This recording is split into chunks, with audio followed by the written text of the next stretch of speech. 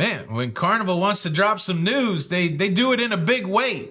There was a big shindig yesterday on the Carnival celebration in Port Miami, where Christine Duffy, the president of Carnival Cruise Line, just opened the floodgates and told all the business, told all of the business. We got news about new cruise ships. We got news about year-round port deployments. We got news about the loyalty program. We got news about things that are going away. You need somebody that's familiar with Carnival to walk you through it, I think. But that's me. Let's do it. Are you ready? Let's go.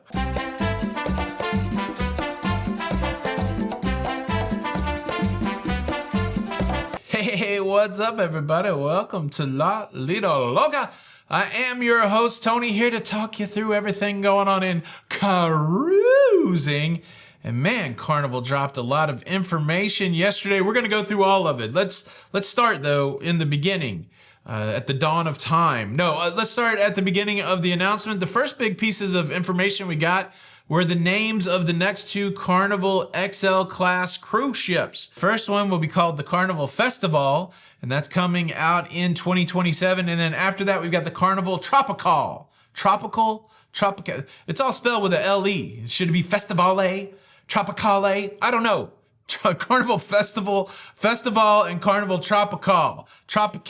That doesn't roll off the tongue for me, but I'm just probably saying it wrong. That's coming out in 2028. And well, I'm sure some of you folks are saying, well, those names sound familiar. Well, they should.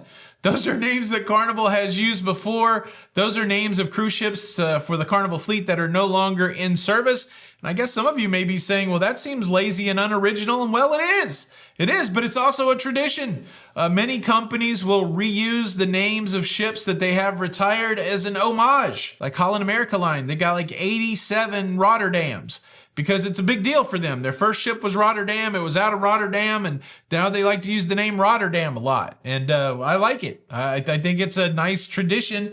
And Carnival certainly following in the foot, like the Mardi Gras. That was a name that was used before. Jubilee was used before. Celebration was it's a trend. So now the trend continues, and we know the home port of the festival that's coming out in 2027. It's going to be one of the world's most popular cruise ports, Port Canaveral. PC is already putting out press releases, cacawing. We got the new Carnival cruise ship, and they should, because Port Canaveral is the best dang cruise port in the world. That's what I think.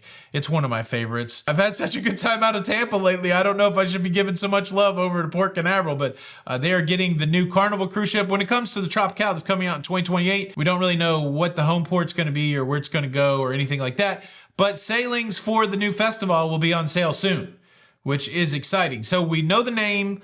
We know where a festival is going to be deployed. We know the timing, but what's going to be different about these cruise ships? That's the big thing. The one thing that's exciting me already about the festival is they're going to have a whole section dedicated to music.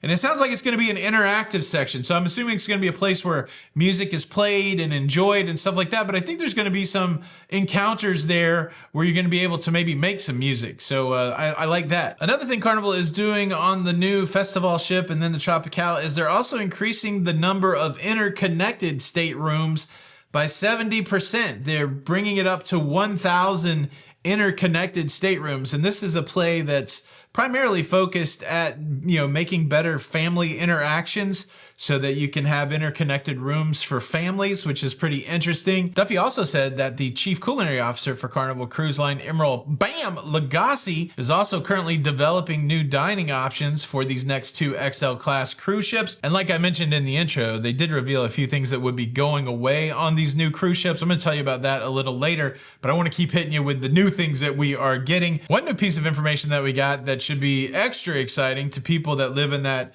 Louisiana, Alabama, Florida Panhandle area is that there's going to be year-round sailings from Mobile, Alabama, which we haven't seen that since prior to the pandemic.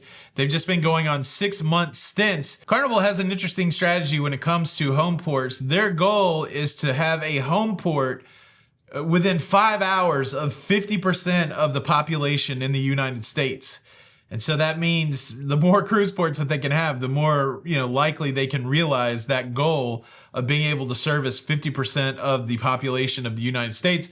And certainly we see that strategy coming into play with this renewed year-round service out of Mobile. That was my first cruise port, so I'm excited to see Mobile getting some love. And I know a lot of people in that region love that little drive to Mobile, so that's exciting. And the folks at Mobile are certainly excited about it. Duffy also talked about Carnival's investment into private island resort type experiences. They're bundling that under a new branding called Paradise Collection by Carnival.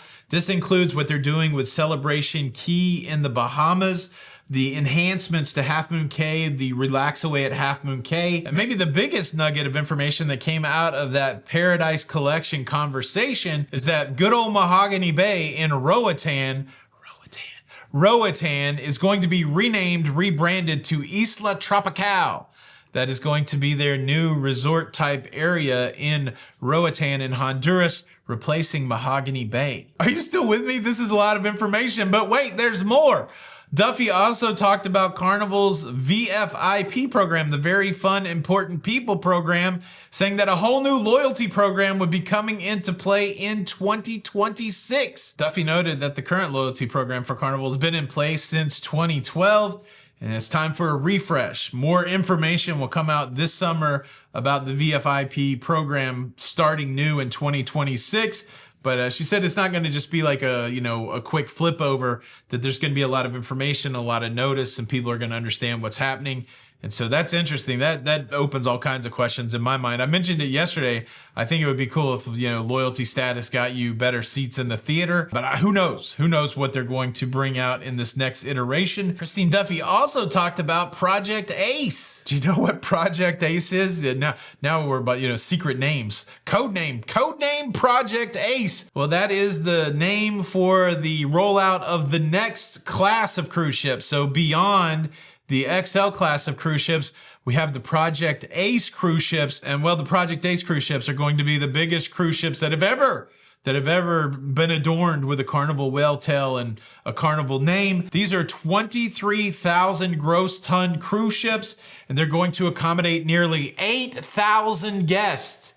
8,000 guests. The first delivery of those cruise ships are scheduled for 2029. Not a ton of information other than those big numbers. I tell you what, I love it when an announcement is chock full of information, and that one for Carnival certainly was yesterday. There's still 3 things that are going away. I'm going to tell you about that, but first, let me quickly invite you to subscribe. If you like staying up to date with everything going on in cruising, can you feel the power of the cruise hands?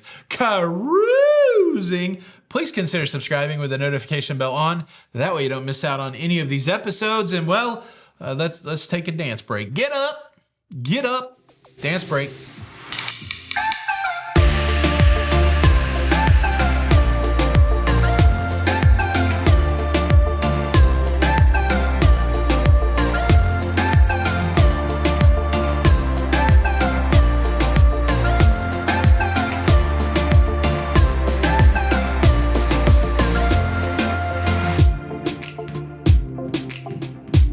Okay, 3 things that are going away on the new XL class cruise ships.